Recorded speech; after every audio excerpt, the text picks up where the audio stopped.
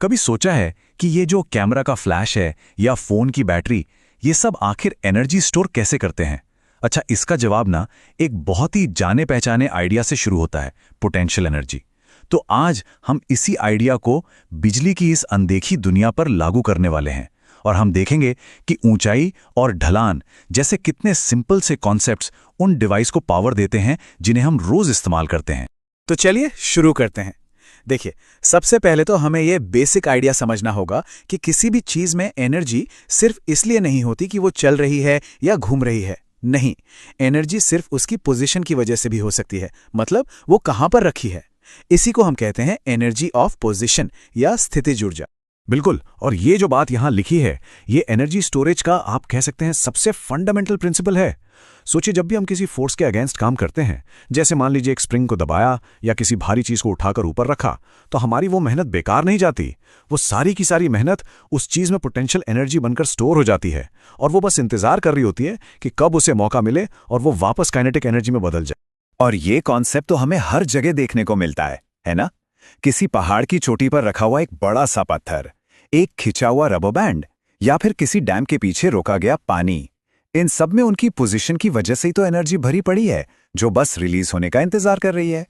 अच्छा, तो अब इसी आइडिया को चलिए बिजली के इस इनविजिबल, मतलब अदृश्य दुनिया पर लागू करके देखते हैं, क्योंकि यहां भी जो फोर्सेस हैं वो बिल्कुल असली हैं और वो भी एक ऐसा ही लैंडस्केप, एक ऐसा ही परिदृश्य बनाते हैं जहां पोजीशन बहुत मैटर करती है, भले ही हम उसे अपनी आंखों से देख नहीं सकते।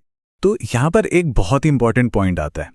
चार्जेस के बीच का जो इलेक्ट्रोस्टैटिक फोर्स होता है, जिसे हम कूलम फोर्स भी कहते हैं, वो ग्रेविटी की तरह ही एक कंजर्वेटिव फोर्स है। अब इसका मतलब क्या है? इसका सीधा सा मतलब है कि अगर आप एक चार्ज को एक पॉइंट से दूसरे पॉइंट तक ले जाते हैं, तो आपने जो काम किया वो इस बात पर डिपेंड नहीं करेगा कि आप उसे किस रास्ते से लेकर गए। बिल्कुल वैसे ही जैसे पहाड़ी पर चढ़ने में आप सीधा चढ़ें या घूमकर, ग्रेविटी के अगेंस्ट किया गया काम तो सेम ही रहेगा। और यही वो सिमिलैरिटी है जो हमें इलेक्ट्रोस्टैटिक पोटेंशियल एनर्जी को समझने की चाबी देती। और देखिए, ये टेबल इस चीज को कितने अच्छे से समझाती है। ये हमारे लिए एक तरह की रोजेटा स्टोन है जो हमें इस कॉन्सेप्ट को समझने में मदद करेगी। देखिए, जैसे ग्रेविटी में फोर्स का सोर्स होता है मास, वैसे ही इलेक्ट्रोस्टैटिक्स में होता है चार्ज। जहां ग्रेविटेशनल फील्ड होती है, यहां पर है इलेक्ट्रिक फील्ड, और जहां ग्रेविटेशनल पोटेंशियल एनर्जी होती है, यहां पर है इलेक्ट्रोस्टैटिक पोटेंशियल एनर्जी। बिल्कुल सीधी सी एनालॉजी है। तो इसका मतलब क्या हुआ? इसका मतलब बिल्कुल वही है जैसे किसी पत्थर को पहाड़ी पर ऊपर चढ़ाने के लिए काम करना पड़ता है, बिल्कुल उसी तरह एक पॉजिटिव चार्ज को इलेक्ट्रिक फील्ड के अगेंस्ट, मतलब ऊपर की तरफ धकेलने के लिए काम करना पड़ता है। और यही जो काम किया गया है, वही उस चार्ज में इलेक्ट्रोस्टैटिक पोटेंशियल एनर्जी बनकर स्टोर हो जाता है। सिंपल। ठीक है, तो अभी तक हम बात कर रहे थे एक पर्टिकुलर चार्ज की एनर्जी के बारे में, लेकिन सोचिए, क्या हो अगर हम उस पूरे लैंडस्केप, उस पूरे परिदृश्य की ही एक प्रॉपर्टी को डिस्क्राइब कर सकें, एक ऐसी प्रॉपर्टी जो वहां रखे किसी भी चार्ज पर लागू हो सके। इस एनालॉजी के बारे में फिर से सोचिए। एक पहाड़ी पर रखे हर पत्थर की अपनी अलग पोटेंशियल एनर्जी होगी, है ना? क्योंकि वो उसके मास पे डिपेंड करेगी।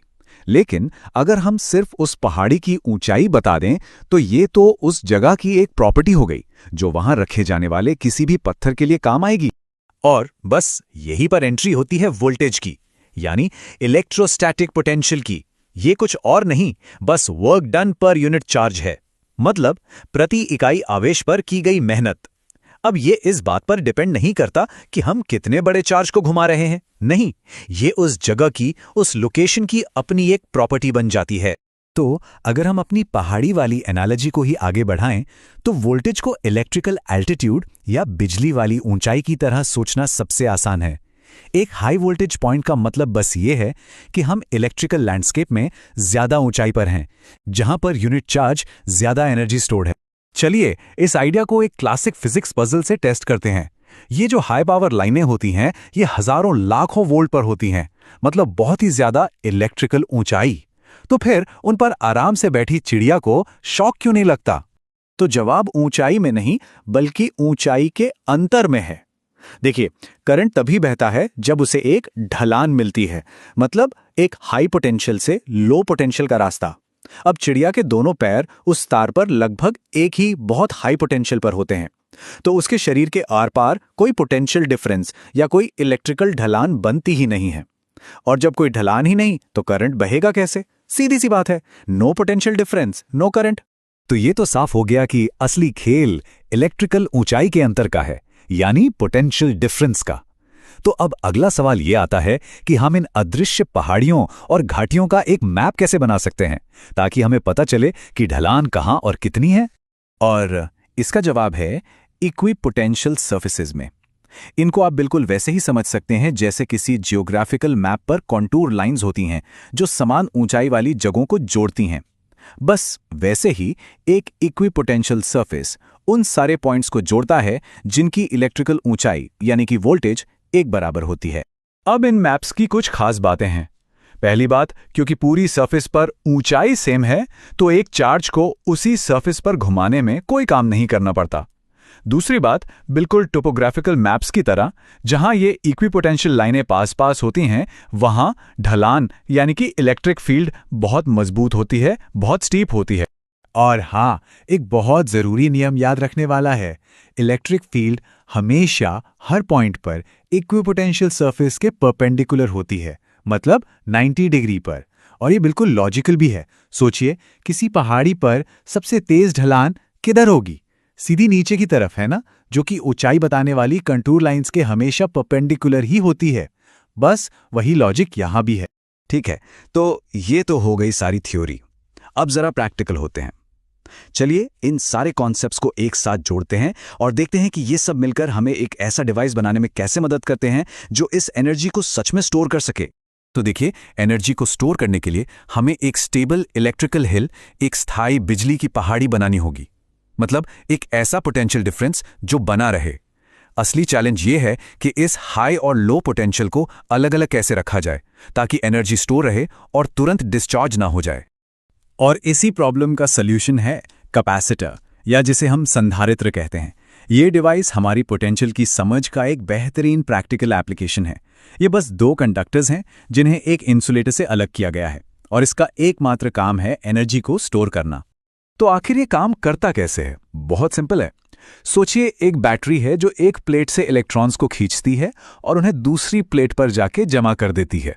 ऐसा करने में बैटरी को काम करना पड़ता है। अब इस प्रोसेस से क्या हुआ? एक प्लेट पॉजिटिव चार्ज हो गई और दूसरी नेगेटिव, और बस बन गया हमारा पोटेंशियल डिफरेंस, हमारी इलेक्ट्रिकल हिल, हमारा वोल्टेज। और बैटरी ने जो भी काम किया था वो सारी मेहनत अब इन प्लेट्स के बीच की इलेक्ट्रिक फील्ड में पोटेंशियल एनर्जी बनकर स्टोर हो गई है। और ये हमें एक नई और बहुत ही काम की क्वांटिटी से मिलवाता है, कैपेसिटेंस यानी धारिता।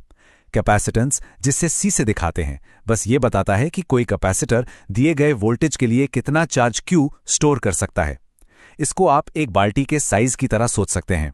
एक बड़ी कैपेसिटेंस वाली बाल्टी मतलब वो दिए गए वोल्टेज पर ज्यादा चार्ज, ज्यादा पानी स्टोर कर सकती है। तो प्रैक्टिकली ज्यादा कैपेसिटेंस होना बहुत काम की चीज है। क्यों?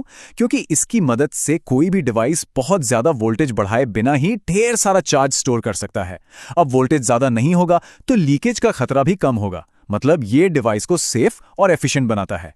तो पोटेंशियल और कैपेसिटेंस ये हमें एनर्जी को धीरे धीरे स्टोर करने का तरीका तो बताते हैं, पर एक आखिरी सवाल सोचिए जरा, जब ये स्टोर की हुई एनर्जी एक झटके में, एक फ्लैश में रिलीज होती है, जैसे किसी कैमरा के फ्लैश में या किसी जान बचाने वाले डिफिब्रिलेटर में, तो क्या होता है? ये एक बहुत ही पावरफुल आइडिया है जो हमें करंट इलेक्ट्रिसिटी की दुनिया के दरवाजे पर लाकर खड़ा कर देता है।